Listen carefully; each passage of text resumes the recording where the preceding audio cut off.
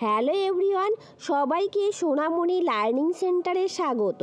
আজকের ভিডিওতে সপ্তম শ্রেণীর প্রথম পর্যায়ক্রমিক মূল্যায়ন 2025 ভূগোলের একটি নমুনা প্রশ্নপত্র অর্থাৎ সাজেশন। এখানে যে সমস্ত প্রশ্ন আমি রেখেছি, এখানকার প্রত্যেকটা প্রশ্ন খুবই গুরুত্বপূর্ণ। তোমাদের পরীক্ষাতে যেরকম প্রশ্ন থাকবে ঠিক সেই রকম প্রশ্ন এখানে রাখা হয়েছে। চলো শুরু করা যাক দেরি না করে। দেখো, 1 নম্বর বলছে সঠিক উত্তরটি নিচে দাগ দাও।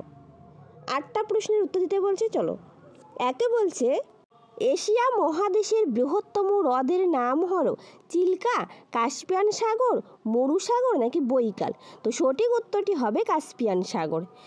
নেক্সট প্রশ্ন, আবর্তন গতি সবচেয়ে বেশি হয় মেরুতে নাকি কর্কট ক্রান্তি রেখায় নাকি মকর ক্রান্তি রেখায়। তো সঠিক উত্তরটি হবে নিরক্ষরেখায় আবর্তন গতি সবচেয়ে বেশি হয়। পরের প্রশ্ন দেখো, 3 দাগ, পৃথিবীর অনুসুর অবস্থান দিনটি হলো 4 জুলাই, 5 অগাস্ট নাকি 3রা জানুয়ারি।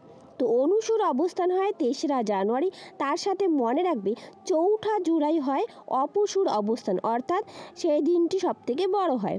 পরের প্রশ্ন 4, সুন্দরবন বদ্বীপ যে নদী মোহনায় অবস্থিত, গঙ্গা, সিন্ধু, নর্মদা নাকি ইয়াংশিকিয়াং। তো সঠিক উত্তরটি হবে গঙ্গা নদীতে। ঠিক আছে, সুন্দরবন গঙ্গা নদী বদ্বীপে অবস্থিত। নেক্সট প্রশ্ন, মূলমধ্য রেখার মান 100 ডিগ্রি পূর্ব, 0 ডিগ্রি 90 ডিগ্রি উত্তর নাকি 120 ডিগ্রি উত্তর। তো সঠিক উত্তরটি হবে 0 ডিগ্রি। মূলমধ্য রেখার মান কত? 0 ডিগ্রি।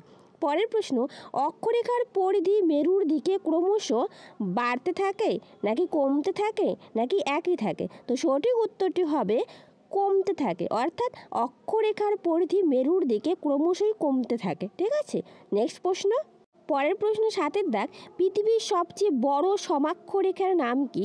তো উত্তর হবে নিরক্ষরেখা। নেক্সট, 180 ডিগ্রি দ্রাঘিমা রেখার অপর নাম কি? উত্তর 180 ডিগ্রি দ্রাঘিমা রেখার অপর নাম হলো আন্তর্জাতিক তারিখ রেখা। পরের প্রশ্ন, জিপিএস এর পুরো কথাটি কি, অর্থাৎ এর ফুল ফর্ম কি?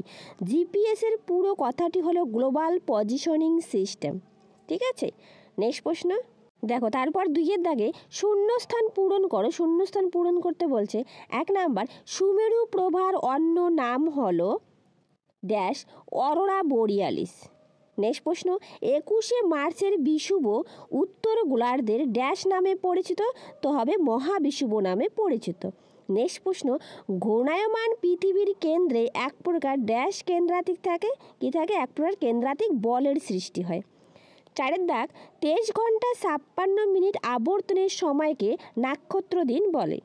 নেক্সট প্রশ্ন 5 দাগ, দিন রাত্রি হ্রাস বৃদ্ধি হয় পরিক্রমণ গতির জন্য।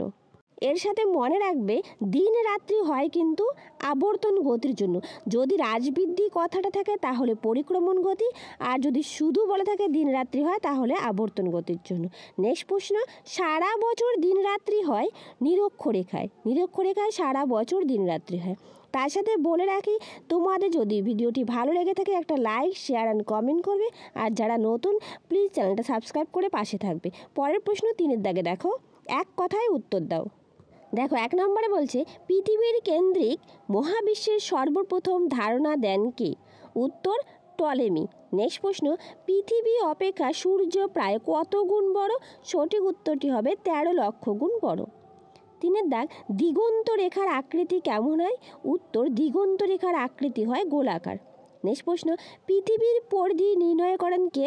উত্তর হবে পৃথিবীর পরিধি নির্ণয় করেন এরাটোস্থেনিস। কে নির্ণয় করেন? এরাটোস্থেনিস। নেক্সট প্রশ্ন, পরের দাগ 5 দাগ, জলবিষুবের অপর নাম কি? জলবিষুবের অপর নাম হচ্ছে শারদ বিষুব। ঠিক আছে, এর সঙ্গে মনে রাখবে জলবিষুব হয় কিন্তু 23শে সেপ্টেম্বর আর মহাবিষুব হয় 21শে মার্চ। ঠিক আছে, ভেরি ভেরি ইম্পর্টেন্ট প্রশ্নটা। নেক্সট প্রশ্ন, অধিবর্ষের দিন সংখ্যা কত? তো সঠিক উত্তরটি হবে অধিবর্ষের দিন সংখ্যা 366 দিন। 7 দাগ, কোনো স্থানের দ্রাঘিমার সঙ্গে তার প্রতিবাদ স্থানের দ্রাঘিমার ব্যবধান কত? তো উত্তর হবে 180 ডিগ্রি। ঠিক আছে, 180 ডিগ্রি হবে ব্যবধান। নেক্সট প্রশ্ন 8 দাগে দেখো, ইরাকের একটি তৈল খনির নাম লেখো। তো উত্তর হবে কিরকুক। কিরকুক হচ্ছে ইরাকের একটি তৈল খনি। নেক্সট, অপসুর অবস্থান উত্তর গোলার্ধে কোন ঋতুতে হয়? তো সঠিক উত্তরটি হবে গ্রীষ্ম ঋতুতে হয়। পরের প্রশ্ন, ভারতের প্রমাণ দ্রাঘিমার মান কত?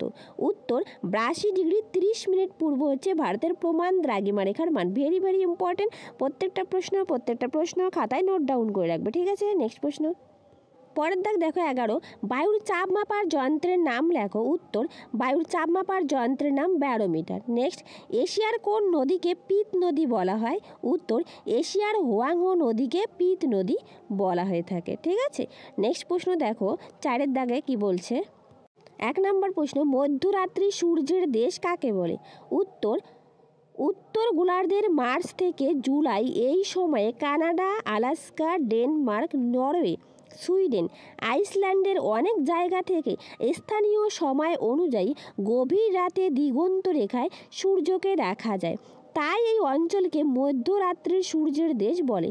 ইউরোপের নরওয়ের উত্তরে হ্যামারফেস্ট বন্দরে মে মাস থেকে জুলাই মাস পর্যন্ত সূর্যকে রাতের বেলায় স্পষ্ট দেখা যায়, এই জন্য একে মধ্যরাত্রির সূর্যের দেশ বলা হয়ে থাকে। তাহলে কাকে বলা হয়? নরওয়েকে মধ্যরাত্রির সূর্যের দেশ বলা হয়। এটা শর্ট প্রশ্ন আসতে পারে, ঠিক আছে, এমসিকিউ।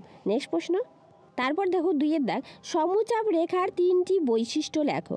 উত্তর, সমচাপ রেখার বৈশিষ্ট্যগুলি হলো এতে বায়ুচাপের পরিমাণ সমুদ্র তলের বায়ুচাপের সাপেক্ষে হিসাব করা হয়। নেক্সট, বায়ুচাপকে মিলিবার এককে দেখানো হয়।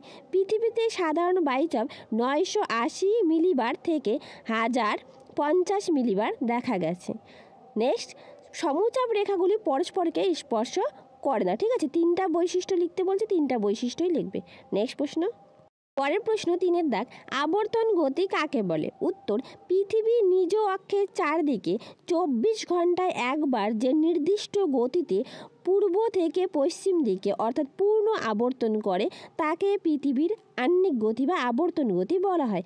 এই আবর্তন গতির ফলে দিন রাত্রি হয়।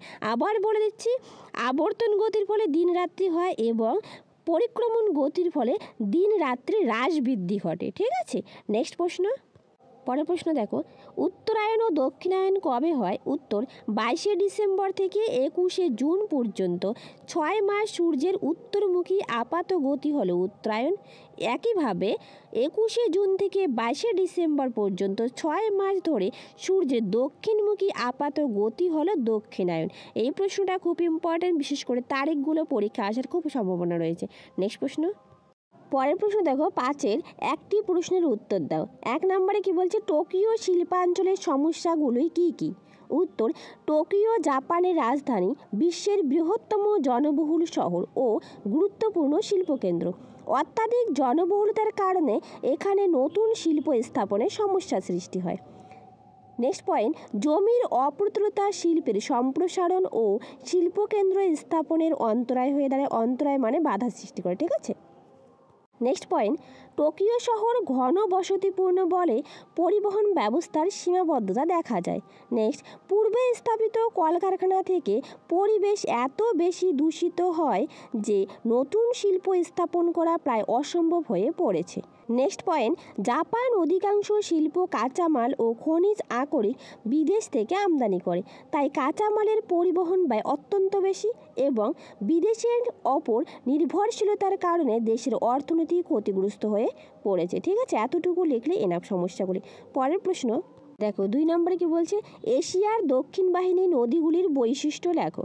উত্তর, এশিয়ার দক্ষিণ বাহিনী নদীগুলি হলো সিন্ধু, গঙ্গা, ব্রহ্মপুত্র, মেকং, মেনাম, ইরাবতী, টাইগ্রিস, ইউফ্রেটিস প্রভৃতি। এই নদীগুলির বৈশিষ্ট্য হলো এশিয়ার দক্ষিণ বাহিনী নদীগুলির মধ্যে পার্বত্য অঞ্চল থেকে উৎপত্তি হয়। নেক্সট পয়েন্ট, নদীগুলি বৃষ্টির জল ও বরফ গলা জলে পুষ্ট এবং মৌসুমী জলবায়ু দ্বারা প্রবাহিত হয়। নেক্সট পয়েন্ট, বর্ষাকালে নদীর নিম্ন গতিতে বন্যা দেখা দেয়। পরের পয়েন্ট, নদী অববাহিকা ঘন বসতিপূর্ণ হয়। নেক্সট পয়েন্ট, নদীপথ নৌ পরিবহনযোগ্য ও জলসেচের কাজে লাগে। নেক্সট পয়েন্ট, নদী মোহনায় বদ্বীপ গড়ে উঠেছে, ঠিক আছে। এই পয়েন্টগুলো লিখবে, এই পয়েন্টগুলো লিখলেই এনাফ। পরের প্রশ্ন দেখো কয় নম্বর বলছে, 3 নম্বর। নাম্বারগুলো একটু ডিস্টার্ব আছে।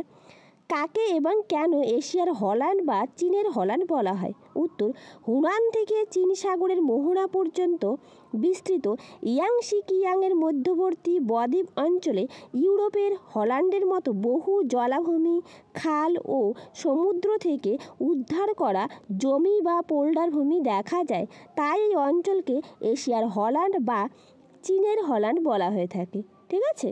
তো এখানে যে সমস্ত প্রশ্ন আমি রেখেছি প্রত্যেকটা প্রশ্ন খুব ইম্পর্টেন্ট, তোমরা প্রত্যেকটা প্রশ্ন খাতায় নোট ডাউন করে রাখবে। তার সাথে বলে রাখি, প্লিজ তোমরা যা নতুন আমার চ্যানেলটা সাবস্ক্রাইব করে পাশে থাকবে।